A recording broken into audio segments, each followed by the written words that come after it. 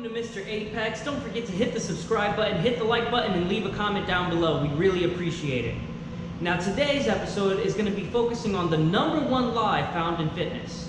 Before we get into that, I want to tell you a little bit about our channel though. Too many times I've seen people walk into the gym who don't know the science about fitness, about working out, and they are misled by all the lies that have been propagated by the fitness industry for years. This channel is going to be for you, for the average Joe. It's going to talk about different ways that you can reach your goals realistically and scientifically. That brings us to the #1 lie told in fitness: how to burn belly fat. We all have it, we all want it gone. So what do we have to do? I can't tell you how many people have walked into the gym and have decided to get on a treadmill, walk for 45 minutes, and then do a bunch of sit-ups thinking that they're actually doing something. But the truth is, they're not. I've seen TV commercials of devices you can put on your abs or workout machines to target that six-pack. I've seen diet pills and I've seen regimens that are doing absolutely nothing for the consumer like yourself. So how can we burn belly fat? Let me give you an illustration first.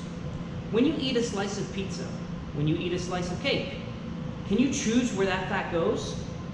No, because if you could, every woman in the world would decide for it to go to a specific place, wouldn't they? The truth is, you can't spot reduce. You can't choose where you burn fat. The only way you can really do that is through liposuction. The same way you can't choose where the fat goes, you can't choose where you burn it either. But what you can do is maximize your time in the gym so that you're burning the most fat possible and building muscle in areas where you want to tighten the skin. So let's get into a couple techniques to go ahead and do that. The first thing is weightlifting. Too many people think cardio is the best thing for burning fat.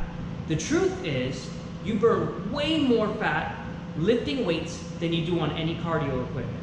Now that doesn't mean cardio is useless. It has its uses, which we will discuss in a separate video.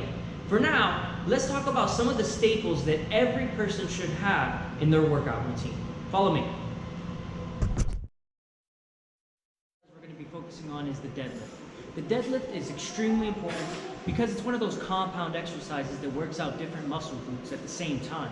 So I'm going to show you how to perform a proper deadlift, and just keep in mind a couple hints, all right? Remember, this is a pushing exercise, so you really shouldn't be pulling too much. I'm going to go ahead and run through it, and then I'll explain the motion.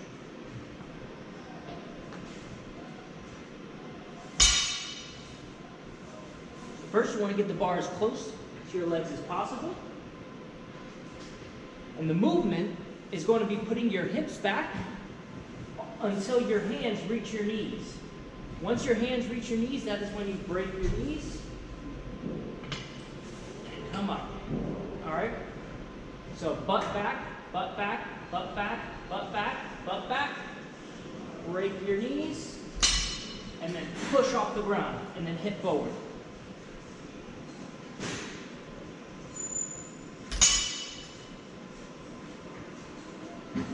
If you're paying attention, you should be able to see how far the bar actually comes away from my body.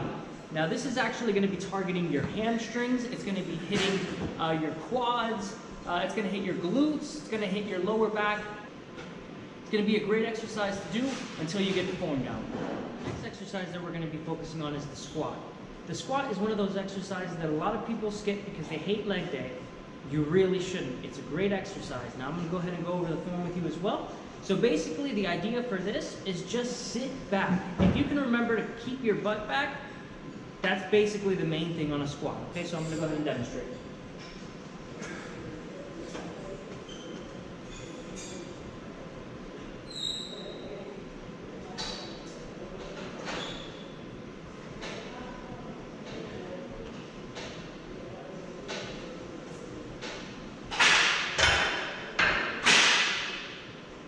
So if you notice, my knees never went over the tip of my shoes.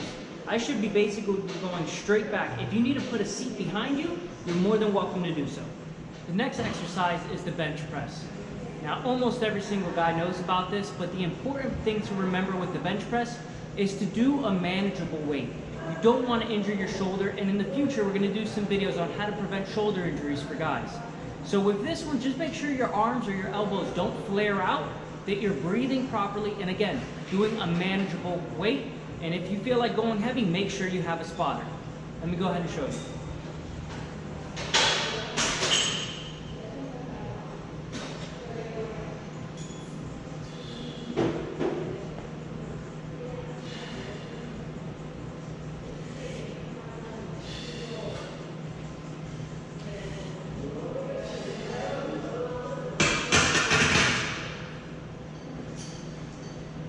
Pull-up. Now, if you can't do a pull-up, no worries. There's a lot of variations that you can do. For example, the other variation we're going to be focusing on is the lat pull-down. Okay? So first, I'm going to demonstrate a pull-up, and I'm going to show why most people can do more pull-ups with this grip instead of with this grip. Okay?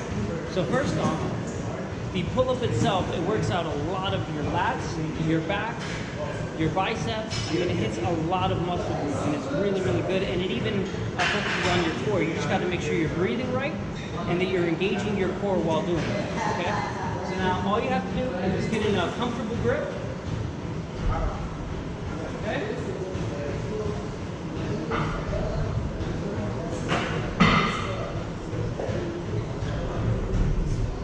Now when doing the pull-up, you want to make sure you're going all the way down. If you're not, you're really cheating. And you're not getting the maximum efficiency. If you can only do 2 or 3 pull-ups, it's better to go to the lat pull-down machine before you start building that resistance up. All right, once you can do more than about 8 or 9 pull-ups, then it's okay to start doing them on your own. Let me show you the variation on the lat pull-down. So this is the lat pull-down. You can adjust the weight down there to whatever you feel comfortable with. And then all you have to do is the same position that you're getting in on a pull-up bar, you're going to get on the lat pull-down. Only difference is you're going to be sitting down.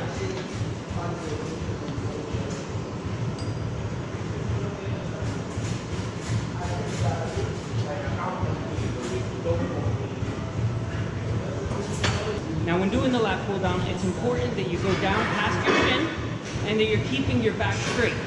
What you want to avoid is leaning back. When you do that, you're actually hitting a completely different muscle group. Nothing wrong with it, but if you want to hit the most muscles, keep your back straight, come straight down to your chin, okay? Now one of the reasons that many people can do more with their palms facing them is because this is using more of your biceps than it is your lats.